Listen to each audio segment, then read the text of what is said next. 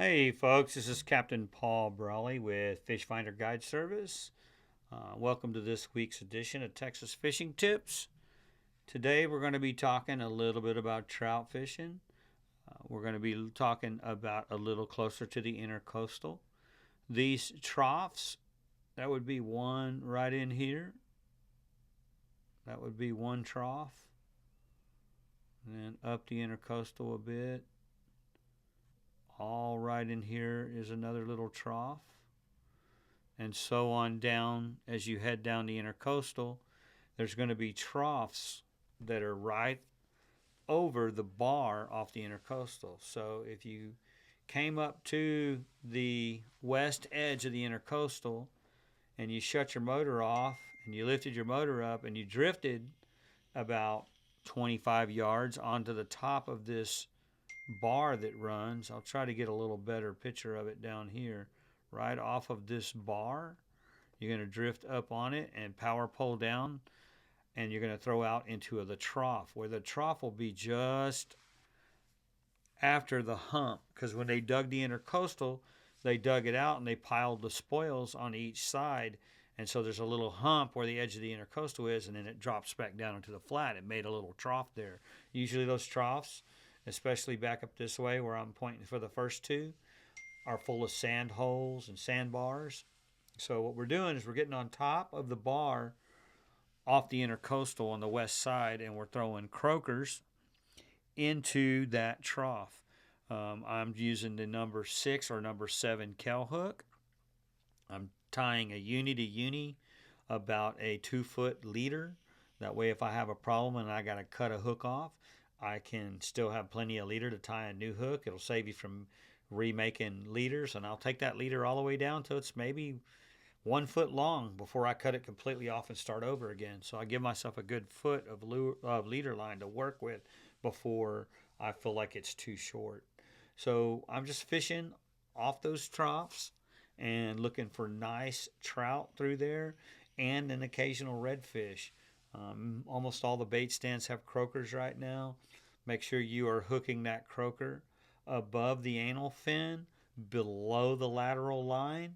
There's a little area there where you will not damage the croaker, and you'll hook it there. Fly them out there, free line, no weights whatsoever. It's just a uni to uni knot with your number 7 or number 6 kell hook. I'm fluttering that croaker, giving it small bounces, like in your head. If you can imagine you're picking it up a 6-inch set of stairs, I throw it out there. I'll reel twice, pop it 3 times, about 6 inches a pop, and then I'll freeze. And then before the next time I pop it, I will reel up the slack, give it the 3 pops, and freeze. I see a lot of people that will go and they will throw the croaker out there and they'll reel the slack, pop it 3 times, and then reel the slack back up. You don't want to do that because most of the time when the trout or the red hit that croaker, they are going to hit it basically right after you pop it. So maybe the second or third set of 3 pops, right afterwards you'll get that thump. And then what you're also going to do is you're going to make sure you let those fish take it. They're going to pull and pull and pull, and you're going to let them pull for a good 10 seconds or so, 8 to 10 seconds. Let them pull you down, and then set your hook real hard to your body. Try to make sure you're making a good hook set, and that you're not doing a double hook set, or that you're taking your rod past your body and then back out forward where you're giving them that little bit of slack, because those trout will get off if you give them any slack. So we're going to move on a little bit and talk about another little area. Okay, next we're going to kind of come a little bit south, and we're going to be looking out on this flat around in this area here, and we're going to be targeting the many potholes that are through there. So what I've been doing is I will try to get lined up on some potholes. I'll go up, power pole down. I'll use a set of croakers. We'll throw, if I have 3 guys, we'll throw 3 croakers out there and we'll work the pothole over. Hopefully we catch a trout or possibly a red, and then I will not throw another set. What I'll do is I'll pick my power poles up. I'll drift up to the next set of potholes, and then I will throw 3 more croakers out there. And I've been going section by section, 50 yards at a time, 25 yards at a time through here, and I'm just throwing those croakers way out in front in those sand holes and trying to pick up possibly one. Luckily, we might catch two per pothole, but usually one trout a pothole, and so we're catching them one at a time. So if you're trying to get your limit or something, you're going to have to hit 3 or 4 of those potholes to get 3 trout. Possibly you might hook 2 out of 1, but it's kind of been a one and done per pothole.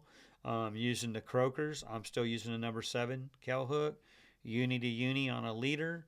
Number 6 Kel hooks are still working. I have been losing a couple of fish, I do believe, due to the number 6s. So you can still use 6s, but I suggest we're getting to the time of year where you're wanting to increase that to a number 7 hook. Remember, no weights. You're just going to be free lining these baits. But anywhere through this area, there's several potholes you can come and look at through there. And then, of course, there's the sides of this channel, which make kind of a hump. Off the sides of those humps there would be some nice sand holes you could try as well. I'm staying away from the area that's further out here because we have a lot of brown tide right now. So it'll have a lot of clear water in here. And then as you move towards the natural drop or the east drop of King Ranch, you're going to run into some really dirty, off-colored water, no more bait, tough fishing. So about the first, I don't know what I want to say, maybe half mile off the intercoastal, you're going to be in some really nice, clear, clean water. But anything past about maybe 5/8 of a mile or so out here off the intercoastal, you're going to run into that brown tide line. And that brown tide line is definitely all the way to the shore, and it kind of bleeds all of this area and back in here about like that. That's kind of where that brown tide patch is right now. And it goes further south this way too, but the area that we're talking about, that's where your brown tide is, and your clear water would be below this line right here, this one line that we made through here. So that would be a good place to try all through here to catch your trout in that clear water and in them sand holes. There's some nice ones in there.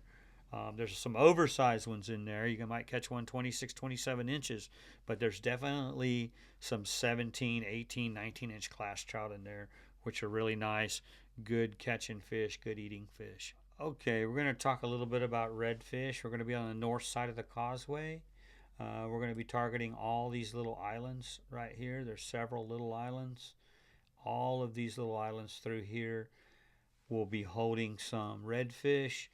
There's not a ton of redfish anywhere in the Laguna right now, but the windward sides of these islands, the back sides of them, definitely holding a few reds. I've been trying to use cut bait, cut skipjack, cut sardines. On the sardines, we're just taking the tails off of them. Cut mullet would work. Any type of cut bait you can get, cut perch even, all behind all those spoils. And there's several little islands all over the north of the causeway there. I haven't really tried it too much here behind Emmett Island because it's super shallow, and these fish seem like they're wanting to hang a little closer to some deeper water and some heavier grass. So I'm just targeting free lining, cut bait, definitely free lining it. Number 6 Kel hook, number 7 Kel hook. Make sure your hook is exposed. You're just hooking the cut bait through the skin. If you're throwing the sardines, you're hooking them through the chin, back out through the above the nostril is going to be your hardest place. Taking a pair of scissors, cutting the tail off, and flinging them way out. But all of these sand holes or sand edges that are around all these islands are going to be where you're going to be targeting your trout. There's not a ton, targeting your redfish. There's not a ton of redfish, but there is some, and you can pick up maybe 1 or 2 reds behind each of these islands. It is what I do is I set a 10-minute timer. I'll pull up, throw out 3 baits, set a 10-minute timer. If I don't have a red, I'll move to the next spoil. If I don't have a red, I'll move to the next spoil, and I just keep pounding these islands and trying to pull some reds off of them. But that would be a good place to try for reds. So right now I'm catching the trout south of the causeway and catching a few reds north of the causeway. Anyway, you guys look out for each other. Have a fun week. Take care and be courteous.